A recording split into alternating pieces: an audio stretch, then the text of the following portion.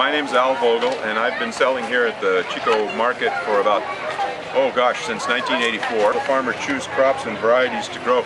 I grow about 300 or 400 different things during the year, and what I try to do is I try to have so many different things that if something dies and something succeeds, I'm always going to do okay.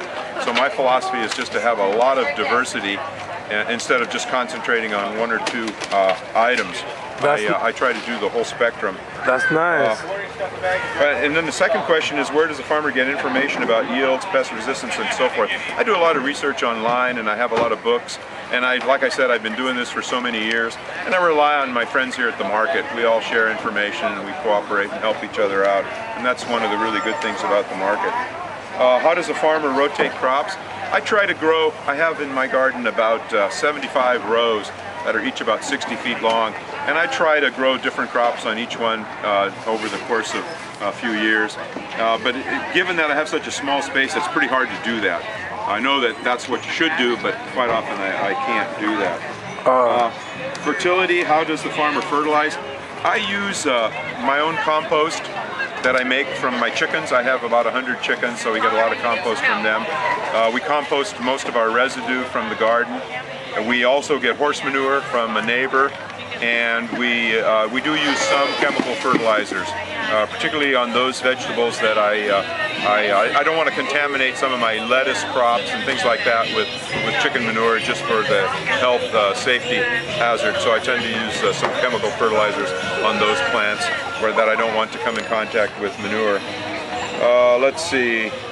That's do I do idea. anything to maintain soil organic matter? Yeah, we just add a tremendous amount of compost. We get we probably put a wheelbarrow load of compost on the average into our garden every day that we get from our chickens or from I have nurserymen that bring me lawn trimmings and leaves. We pile that up in a big compost pile. That all goes into the garden. We also use a surface mulch. We put down grass clippings and leaves several inches thick through the whole garden. We till all that in. And that helps with the organic content of the soil. What do I use for measuring fertility? I don't do any chemical testing. I just look at my plants. I know what a healthy plant looks like. I know what it should do, and I can just tell by my own experience. Yeah. I should be doing something more scientific, but it's just too much trouble. And on my scale, my garden total is less than an acre, so it's just mostly intuition. What insect or disease does your farmer have on crops? I have a lot of problems, but like I said, because I tend to grow very few or a wide variety of different crops. If something goes wrong, I don't worry about it. We do use organic type sprays. We don't use anything that wouldn't be approved in an organic farm situation. Yeah, I see. Let's see, the next question is, how do I control pests? We do a lot of squishing of insects with our fingers. But like I said, we do some sprays, and we use soap and various rather natural kinds of things. Let's see. Anything that I don't grow because of pests. Most of the time, some years things are bad, some years are not. I just kind of take my chances. Have my methods changed over the years? I'm pretty much doing the same thing I did years ago. I never have used any real heavy-duty insecticides or pesticides of any kind. Do you see any difference in the profits or the same? As to the market, this market grew rapidly during the 90s, and right now for the last 5 or 6 years I think we have about the same number of customers. We should have a bigger group. We are local mostly, and we should have more people who are interested in buying local produce. We really need to do more advertising to get a larger customer base. Labor and management, we're entirely family. We don't hire anybody. My son, my wife, his children, we all work together, and that's how we do it. If I had to hire somebody, it probably I couldn't afford to do that. We couldn't continue. Does the farmer work off the farm? No. I was a teacher for 31 years, and I started my operation here while I was teaching, but since I retired from teaching, this is with my teacher's retirement income, this is my income combined. My son is going to take over, and it will be his sole means of support. And believe it or not, we can make a pretty good living on about 1 acre of land. Oh, that's Especially nice. when I retire, he'll be able to do just fine.